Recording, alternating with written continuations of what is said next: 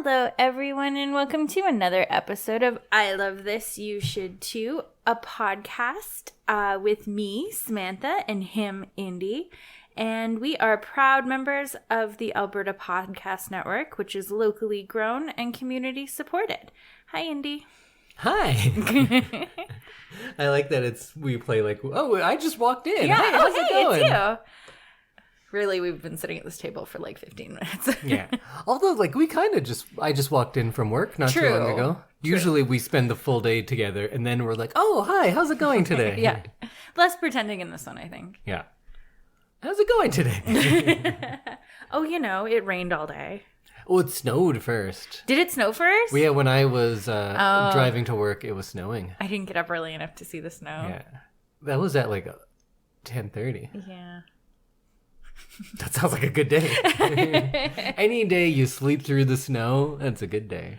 So if you're new to the podcast, we are on a pre-episode week where I will be revealing what movie we're going to be watching for next week, and we will both give you our thing of the week that we're both really into. Awesome. And if you've been listening for a while, I think you might know what Sam's pick is going to be. I don't know for sure, but I have a strong suspicion. But before we get into everything, let's thank our first sponsor of the episode, and that is the Alberta Treasury Branch. And at ATB, they make banking work for you.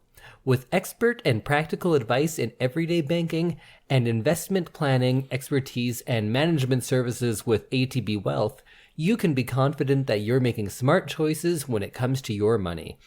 They have a history of doing what's right for their clients, especially when times are tough, because ATB was built to help Albertans. For more information, visit atb.com. Well, Samantha, what are you into currently? What's your thing of the week? Well, I am just finishing reading a true crime novel, but not about what you'd think. Novel? So it is but it's true. It's true. Okay. Yeah.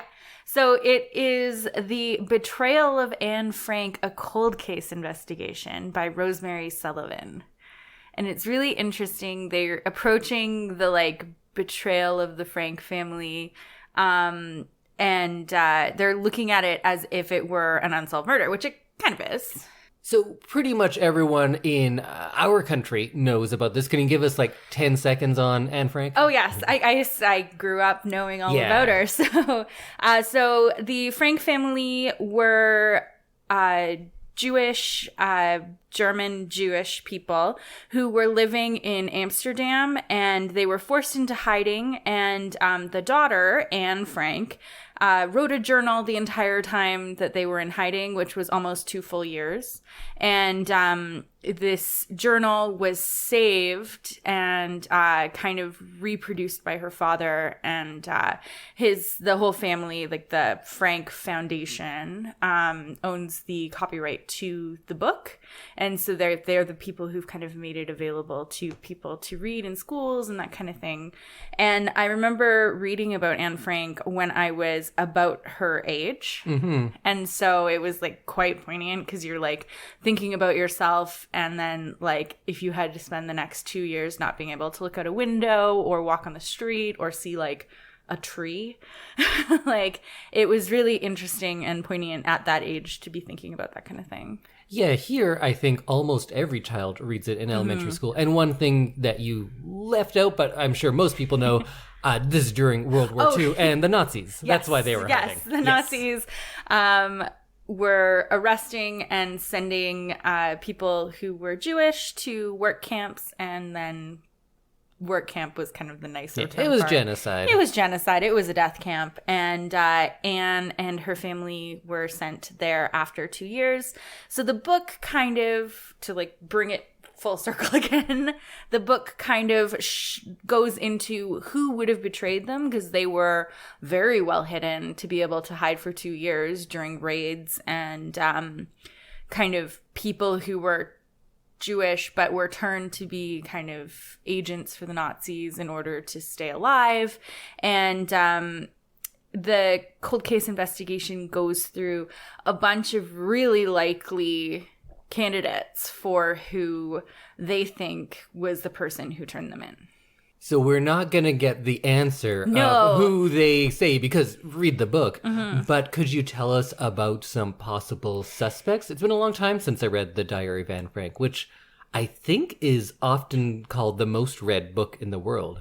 I think so, because it's very widely distributed, too. I think the Anne Frank Fund actually sends it to schools so that it can be read and studied. And if you haven't read it, go read it. It's a good read. It's Kitty, right? That's what she named her journal? Her diary is named Kitty. So because she was kind of devoid of having any friends her own age, she kind of turned inwardly and started talking to her diary and her writings as if Kitty were a peer.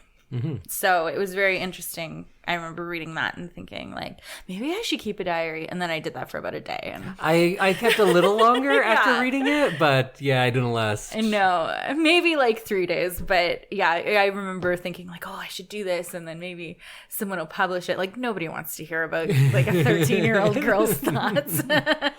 Mine lasted close to a year, I think. Really? Yeah. Oh, I bet that was interesting. No, I thought like, oh, I'll keep it. I didn't have any ideas that it'll get published one day, but I did think this would be great for me to look on again one year. Have you read it? And then I read it when I was in junior high and was so embarrassed that I then burned it. Oh my God. I was like, nobody should hear this. I am so self-important. Aren't we all at like 13 though? Very true. So some of the people who worked on this case was a retired FBI agent, a bunch of investigators, including investigative journalists, and people who work on cold case teams for other murders in law enforcement. So it was really interesting. They interview a lot of really interesting people, and they utilized like AI to build a database so that they could search people and addresses and dates and see what everyone in their database was either doing that day, or all the people who visited that address, or what that person did throughout the 2 years that they're able to track. So it was really neat to see them use like some different technology and stuff that wouldn't have been available back during the trials for war criminals. So whenever I read something about a historic case like this, the one I hear about a lot is Jack the Ripper, and I'm always very annoyed by their attempts to like, oh, we're going to solve it because we have technology, but they kind of ignore obvious information that was present at the time. This one, are you liking how they're going about researching and getting into this story? Yeah, obviously, this is a very well chronicled period of history because of the like war crime trials that happened after. There's a lot of testimony. And they've also, because it was so long ago, they've had time to kind of figure out who would have been more likely to make up a story as opposed to someone who probably would have just told the truth in their testimonies or in their trials or anything like that. So they go through and they find this list of suspects, and they slowly, when they do one suspect at a time, they slowly work through and kind of take you on this journey, and you're like, yeah, it totally could have been them. And then by the end, they kind of tell you why it wasn't them. So it's kind of neat because you don't always know if this is the suspect or not, but you kind of hear of interviews they've done with people who either lived on the street or their grandparents lived on the street that the Franks were hiding on, and then also like stories from other people who said like, oh yeah, no, my window backed onto the window of the annex that they were hiding in, so I'm sure that my grandmother would have seen them all the time, or like would have wondered or would have known that they were there. And so they do a really good job of kind of weaving the story as you go, and then building up to the person that they feel did it.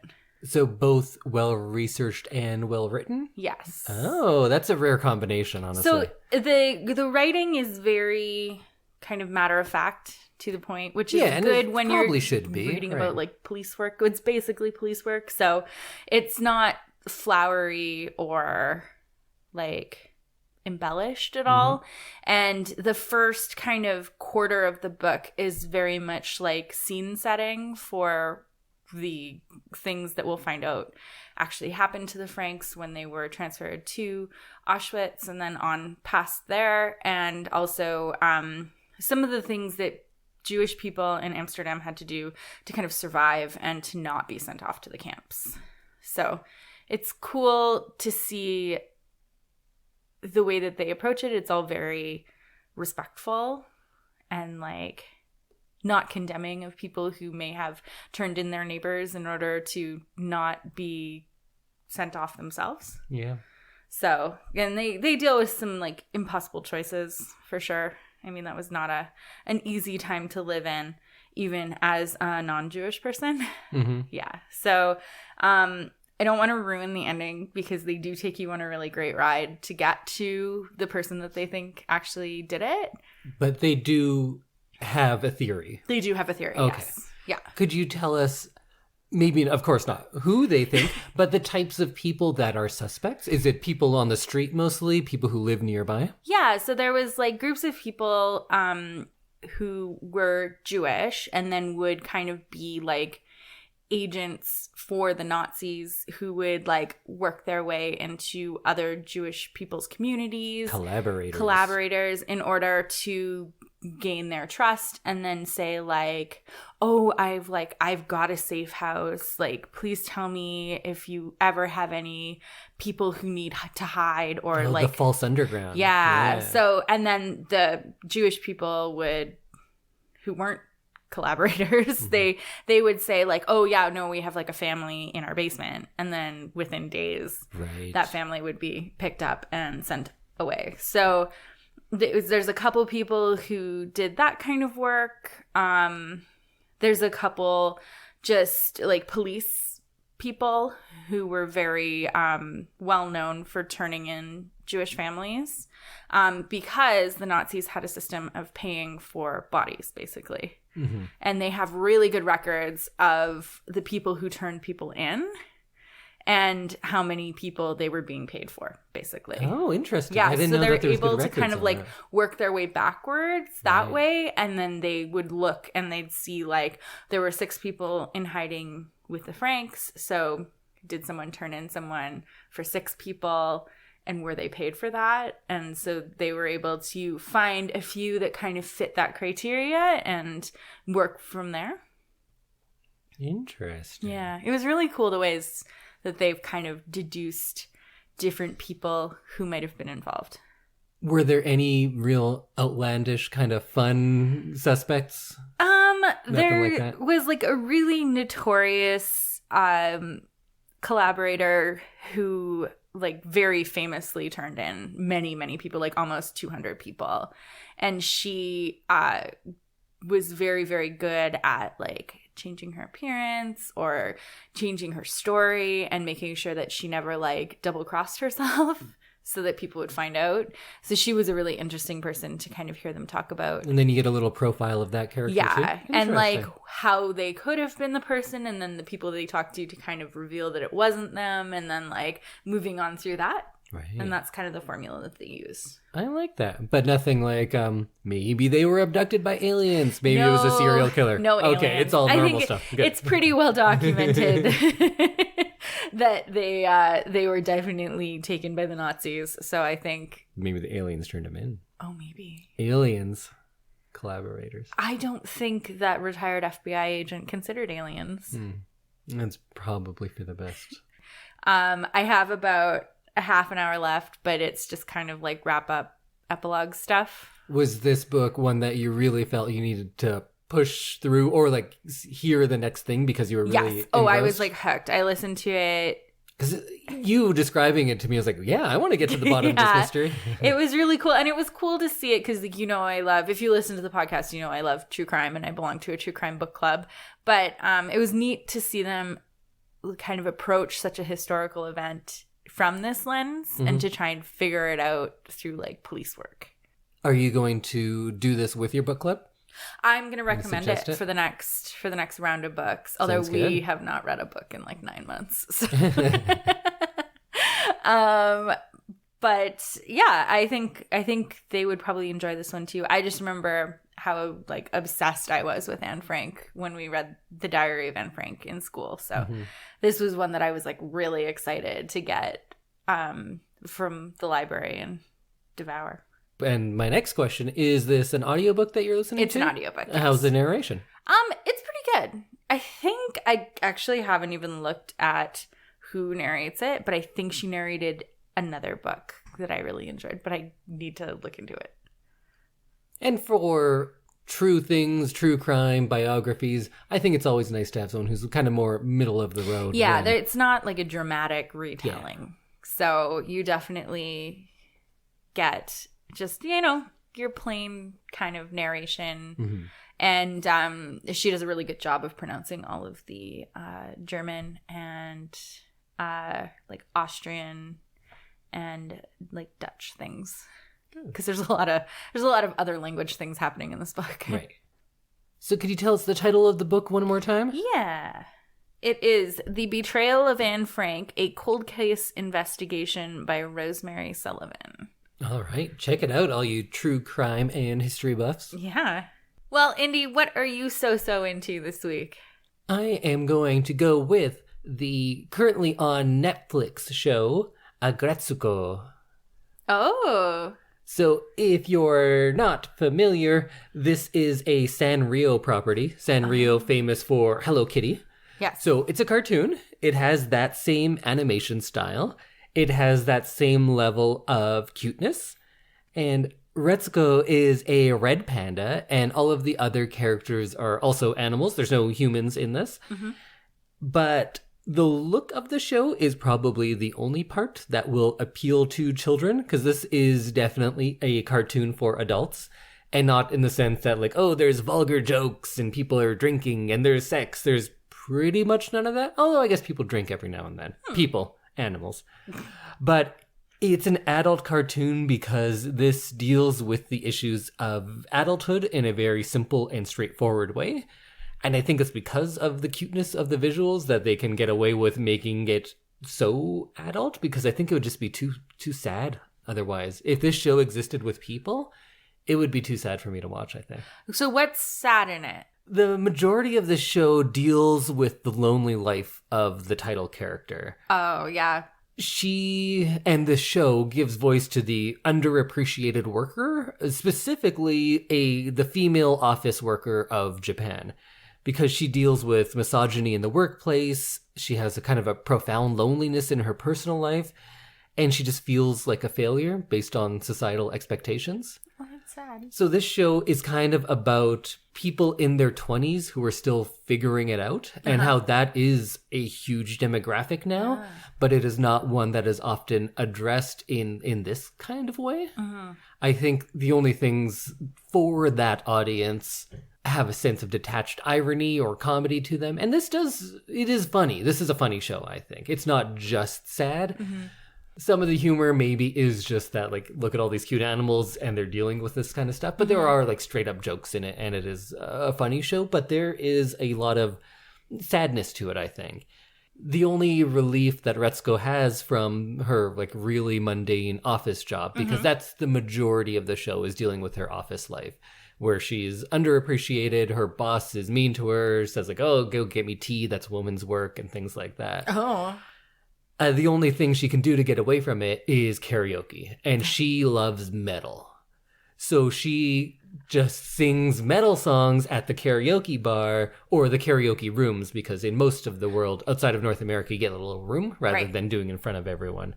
And she'll go do that a lot, but sometimes those songs happen at the time of whatever incident is setting her off. So it's in like a fantasy world. She's like, if I could, this is what I would say to you.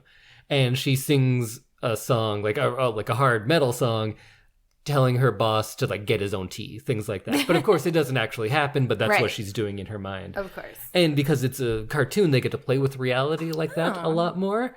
It goes the other way too. Like at one point, she has a crush on a coworker, and everything gets like kind of all pink and hearts everywhere. And I think the coworker's voice actually changes to be like deeper and more masculine, and they start making him look more handsome because we're seeing things through her eyes.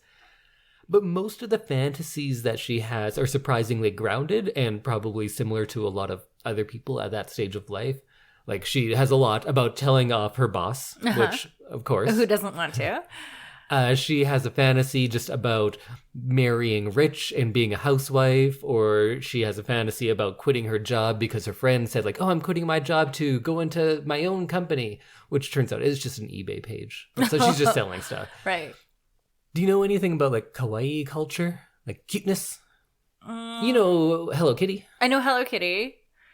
I know that, like, you put your peace signs up. And it's cute. Yeah. Yeah, so it is just like about cuteness. Right. That's what it means in Japanese, is just right. cute. And I kind of, again, not a woman, not Japanese, but I feel like this is kind of a logical progression of kawaii culture, because right. I kind of assume, like, of course, people like it. It's cute. I like cute things. Very simple. If that's what you love about it, cool.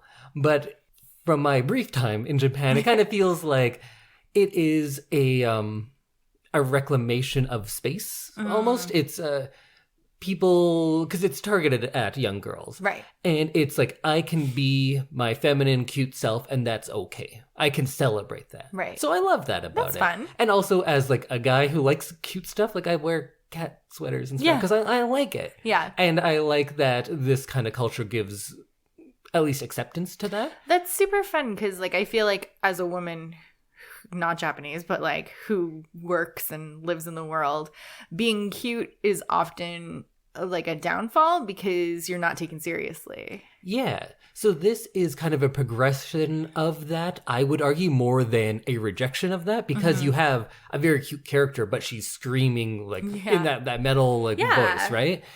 I don't think it's like to hell with all of that cuteness. I think this is the progression of that. Okay. It is like women of the workplace, like we are strong, we are cute and feminine sometimes, but we also have this seething rage.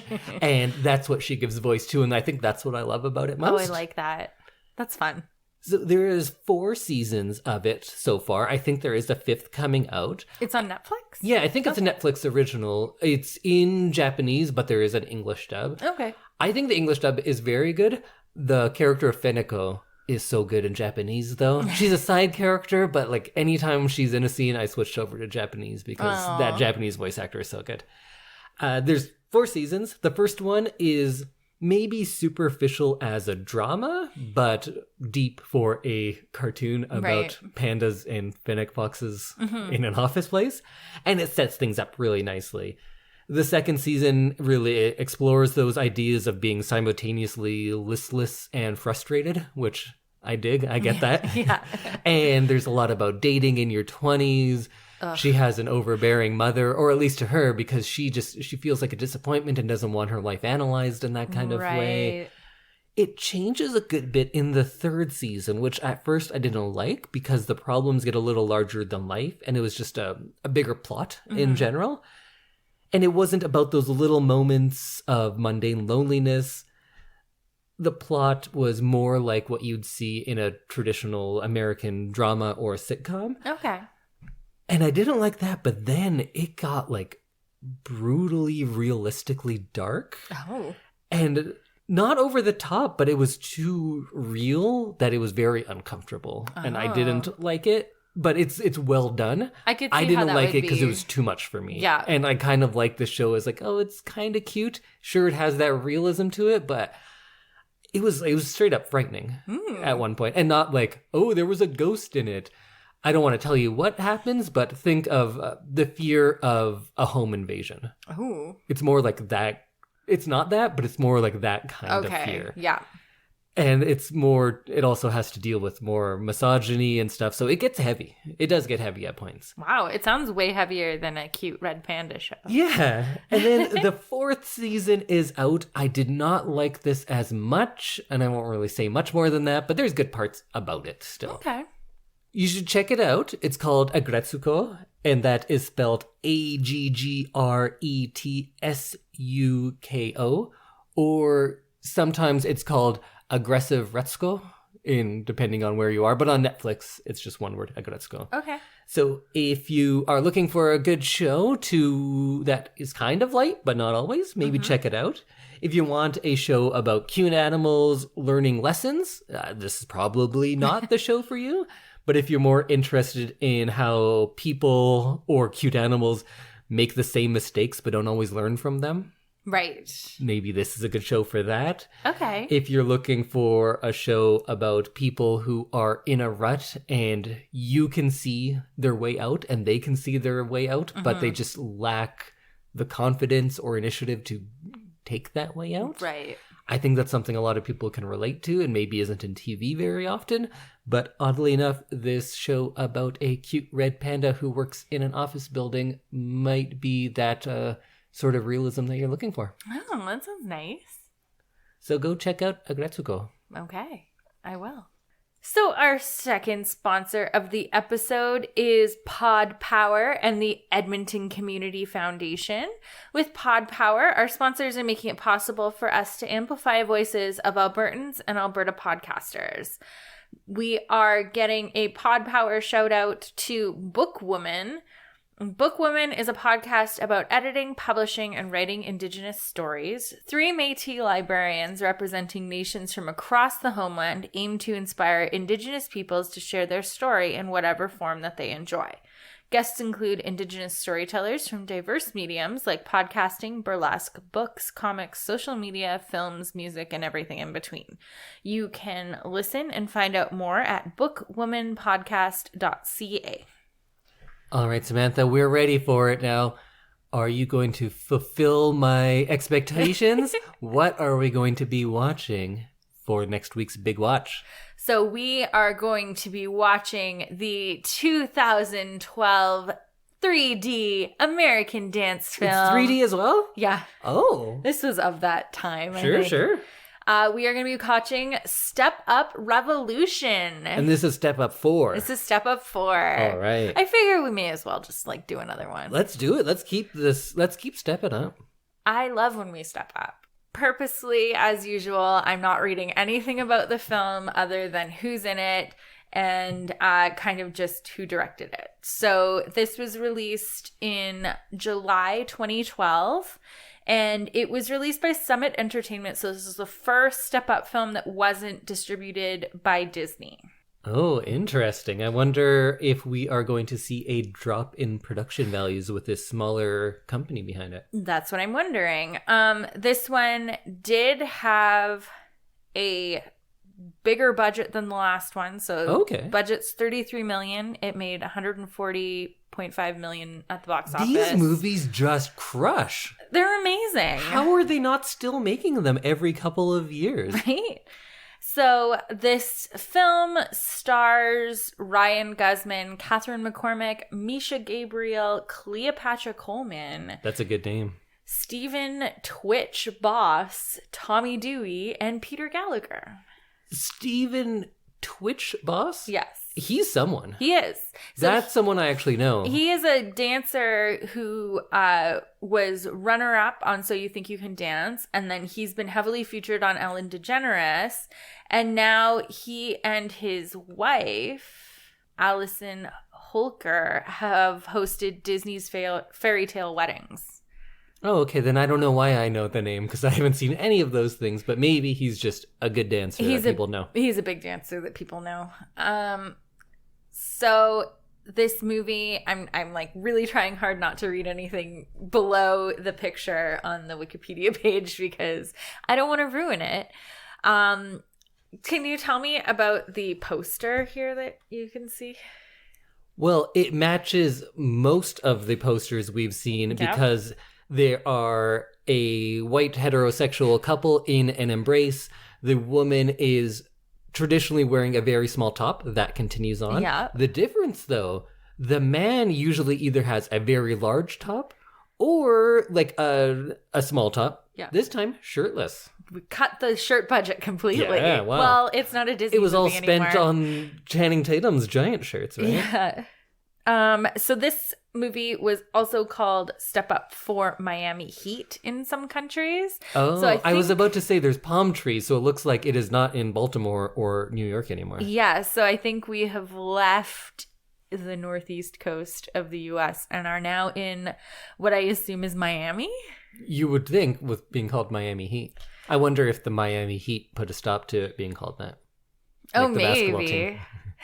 They called it Miami Heat wherever they didn't have a copyright on it. Yeah. Did you say the Moose is back? Is Moose back? Moose is not back. What? It's garbage. I'm out. I need my boy Moose. Moose. I know. I'm really sad that Moose isn't in the movies anymore because he was like the only thing that went from like the last two movies. For some reason, I thought he was going to be in all of them. But you know what? Sad to hear the truth.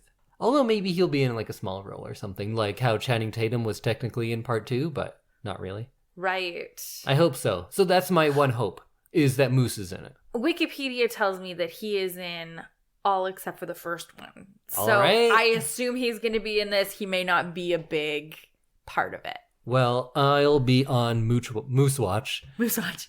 And looking up for him.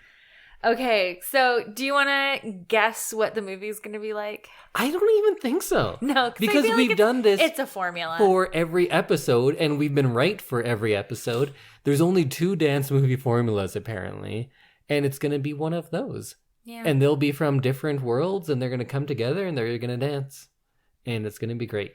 There's going to be some heat. Yeah, Miami Heat. Miami Heat. So also returning in this one, so we have Moose, we have Jenny Kiddo. Kiddo? Oh, yeah. And Hare. I don't remember who Hare was. No, me neither. Chris Scott. I can't remember what he looks like, but I don't want to look anything I else only up. remember Jenny Kiddo and Harry Shum Jr. Is that the guy's name? Cable? Cable, yeah. I remember them. He's done with the... well, he's like a name he's now. He's like a big guy, yeah. Because like in those other ones, actor. he was just in the background wearing his fedora. Yeah. This wasn't like lead role enough for him now. So we will see the return of a few characters from previous movies. Apparently Twitch was in the last movie too. All of these movies have kind of blended together for me. It's true. Oh, and maybe I should have done it on this episode, but we can address some things because our resident expert, Maria, got back to us about how wrong we were about certain things, but mostly how wrong the movie was about things. And also she says, don't call her resident expert, but too bad. She's not here. She is the resident expert. She really is. Maria, just because you can't talk over us right now, you are our resident step-up expert. Dance expert. Dance expert. But we'll talk about that a little bit, maybe next episode. Okay. One thing I can say is that we were talking about part 2, and I think her name was Andy, the lead in that one. Yes. And we were saying her movement is so not fluid, and it was jarring. And she was crumping, apparently. And that's like what crumping is. I've seen crumping, and it's looked impressive. She didn't look impressive. No, she looked like she watched a YouTube video on crumping and then tried to replicate it. I don't want to go that harsh, but yeah, maybe. Again, that's not a style I know. I've seen other people do it where it looks very impressive. I don't think she was particularly impressive. Okay. But that's just me, a critic who doesn't know anything. It's a little harsh. Well, as far as crumping goes, I guess, yeah. I've seen like 7 people crump in my life. Whoa. So I don't really know. Okay, well, maybe I'm the crump expert of this table, at least. Of this table here. Of this kitchen. There is 2 people. Yeah. But neither of us know as much as Maria. And she's getting probably very upset right now because we keep telling people what she really said is stop telling people I'm very good at dancing and that I know a lot about dancing. She's the best dancer but ever. But she's so good and she knows everything. Yeah, I've heard she's the best dancer ever. Very knowledgeable, that Maria. It's funny because, of course, 99% of the people listening don't know who that is. But there's the only thing Maria could ever get upset about is people saying that she's very good at stuff because she's like the most humble person ever, that she never takes credit for anything. But then when you go out of your way, like we're doing now, to say she's the best, it probably makes her very uncomfortable. Well, it's true, Maria. You are the best. Best dancer ever. Okay, so Step Up, I don't believe is available on any streaming services. It's for rent on a lot of the streaming services, Yes. but you have to pay. If you're one of those people who's like, hey, Indy, can you give it to me? Yeah, sure. Let me know. If you have the Stars subscription on Prime Video, it is available there. And you're going to want to watch this because you have to complete the, I don't know how many there are, but whatever that number is, you have to watch them all. All of them. Mm-hmm. And why not? You're going to have no idea what we're talking about next week. Yeah, so go watch, what's it called? Step Up for Revolution? Revolution. Well, I hope that there's a revolution in it. Okay, well, we will see you next week when we discuss Step Up for Revolution. Goodbye, everyone.